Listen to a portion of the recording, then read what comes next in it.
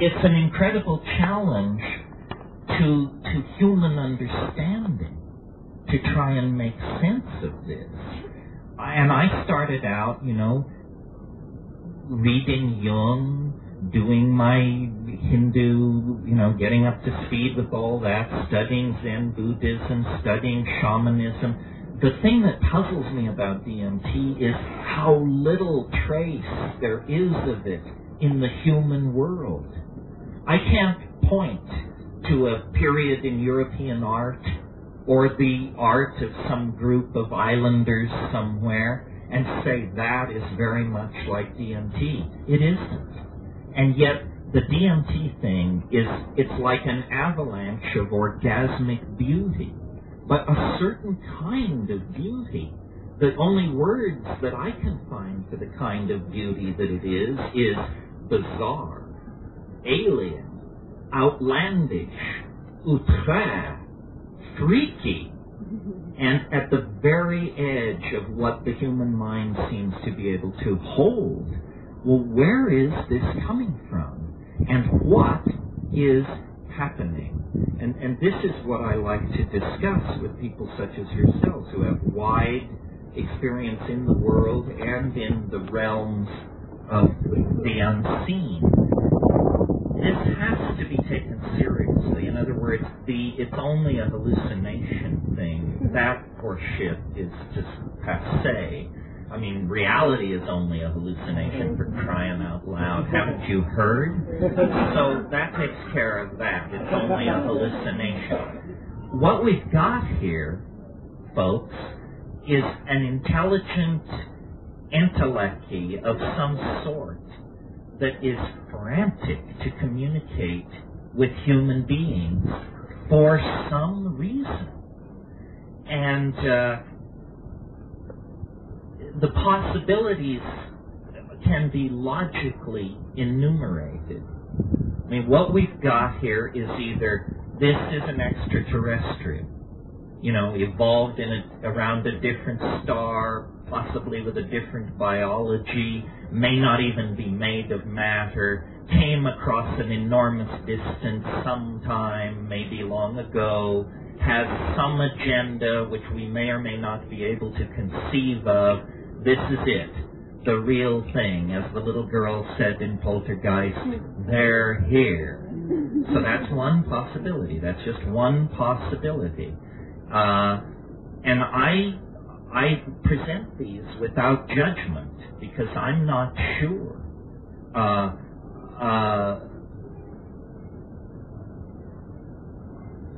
If an extraterrestrial wanted to interact with the human society and it had ethics that forbade it from landing trillion-ton beryllium ships on the United Nations Plaza, in other words, if it were subtle, I can see hiding yourself inside a shamanic intoxication. You would say, let's analyze these people. Okay, they're kind of hard-headed rationalists, except they have this phenomenon called getting loaded. And when they get loaded, they accept whatever happens to them. So let's hide inside the load, and we'll talk to them from there, and they'll never realize that we're of a different status than pink elephants. Okay, that's one possibility. Now, another possibility is that this is not about extraterrestrial flight and enormous technologies and distant homelands, that, and this is maybe closer to friendlier to pagan notions, that there is a parallel continuum nearby, essentially right here. Call it fairyland, call it the Western realm, whatever you like, but you don't go there in starships. You go there through magical doorways, which are opened via ritual and things like that. That is a possibility as well. Certainly human folklore in all times and places except Western Europe for the last 300 years has insisted that these parallel domains of intelligence and organization exist. There is a third possibility, which I leave it to you to decide whether this is the more conservative position or the more radical position. And I reached this reluctantly, and I'm not sure this is my position, but these things have these types, as I call them, these self-transforming machine elves, these syntactical homunculi, have a very weird relationship to human beings. First of all, they love us. They care for some reason. Whoever and whatever they are, they're far more aware of us than we are aware of them. I've been witness the fact that they welcome me. So, is it possible that at the end of the 20th century, at the end of 500 years of materialism, reductionism, positivism, what we're about to discover is probably the least likely denouement any of us expected out of our dilemma. What we're about to discover is that death has no sting. That what you penetrate on DMT is an ecology of human souls in another dimension of some sort. I mean, this is hair-raising to me, and I spent my whole adolescence and early adulthood getting free from Catholicism and its assumptions, and I never imagined that a thorough exploration of life's mysteries would lead to the conclusion that, in fact, this is but a prelude. We are in a very tiny womb of some sort. Our lives are gestations, and this is not where we are destined to unfold ourselves into what it means to be human. This is some kind of a metamorphic stage, like the pupa of a butterfly. And so, this is deep water, because, we are fairly agitated over the fact that we fear the planet is dying, and us with it. This stuff raises the issue that you don't know what dying is. Therefore, it's very uncertain exactly what sort of an attitude we should take to it. And as I say, I am not advocating a position. Mysteries are not unsolved problems. They are mysteries. When you stand naked in the presence of the mystery, it is still utterly and completely mysterious. But I enjoy talking to people about this because I think that the human body, the human mind, these are tools for the soul to use in the effort to unlock its meaning and its destiny. And millions of people, perhaps billions of people, have gone to the grave without knowing that this is possible, this experience that I just described to you. And it's perfectly harmless. I mean, I think that if science would back out of politics and do its work, we could establish that DMT is the most harmless, the safest of all hallucinogens. The fact that it occurs naturally in the human brain is the first clue to the fact that it's benign. The second clue is the fact that it only lasts 8 to 12 minutes. What that means to a pharmacologist is the body perfectly understands what to do with this compound. You take a hit of DMT, and your body says, oh, I recognize this. Activate deamination cycle, activate demethylation cycle, activate. It knows what to do. And so within 10 minutes, you're down. A drug that you take, and 48 hours later, you're lying around in warm baths and refusing telephone calls, is a drug you shouldn't have taken. Because it's hitting you too hard. It's not clean, it's not smooth. DMT, the most powerful hallucinogen known to man and science, clears your system in 15 minutes. I mean, you're so down, you don't have a small headache or need to take a nap or anything. You're ready to do phone calls.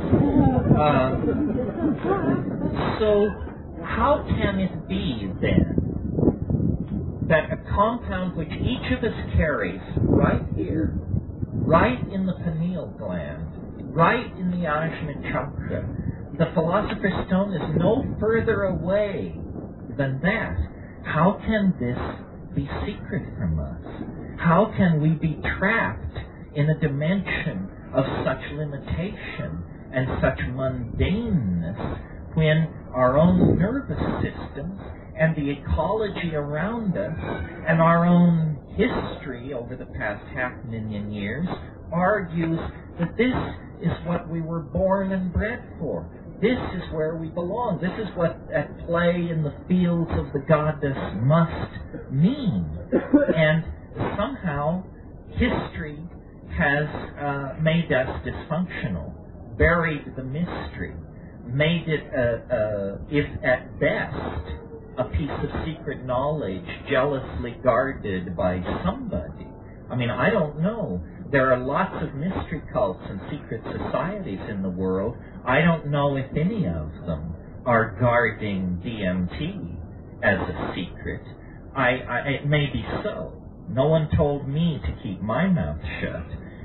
If a very suggestive short story, I'm sure many of you know and love the Argentine surrealist writer Jorge Luis Borges. Well, Borges has a book, I believe it's called Labyrinth. And in Labyrinth, there is a short story called The Sect of the Phoenix. And it says, there is a sacrament older than mankind. The sectarians have been the victims of every persecution in human history. And the sectarians have been the purveyors of every persecution in history. These sectarians are not identifiable by race or place or language or time. To the adept, the mystery appears ridiculous, yet they do not speak of it. One child can initiate another. It is orange. Ruins are propitious places. Do it in the moonlight, at the thresholds of buildings. And that's all it said. It's a page and a half. And it suggests, and see, here's the thing. I mean, I am not as articulate on this subject as I wish I could be. If this is not the secret that these lineages are guarding, then they're guarding an empty house. This is the secret. It is. It is. It cannot be anything else. It is the Neoplatonic one. It is the transubstantiant object, the panis supersubstantialis of the alchemist. And I'm not saying that people have known about this for a long time. DMT is in many plants, as I've said, but spread very thinly. And we don't have historical records of anyone ever concentrating it. I've done the DMT plant preparations of the Amazon, the snuffs, and the ayahuasca. And on ayahuasca, if it is heavily laced with the DMT-containing plant, after hours of breath work and drumming alone in the jungle, you can begin to open it up to the place that DMT will carry you to in 45 seconds in an Upper East Side apartment, whether you like it or not.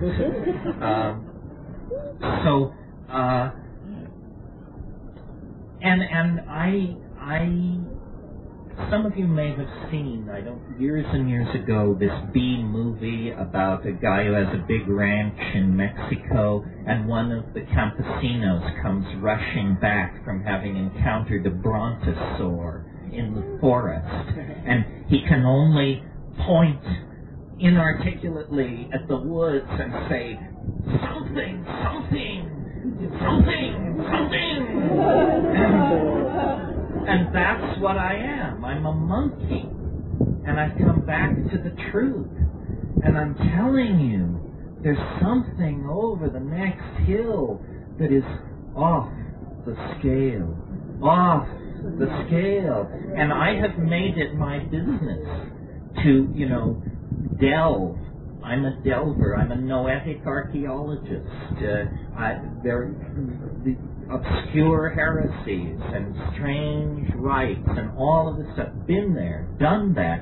It's all pale soup compared to this. And so I hype it to you.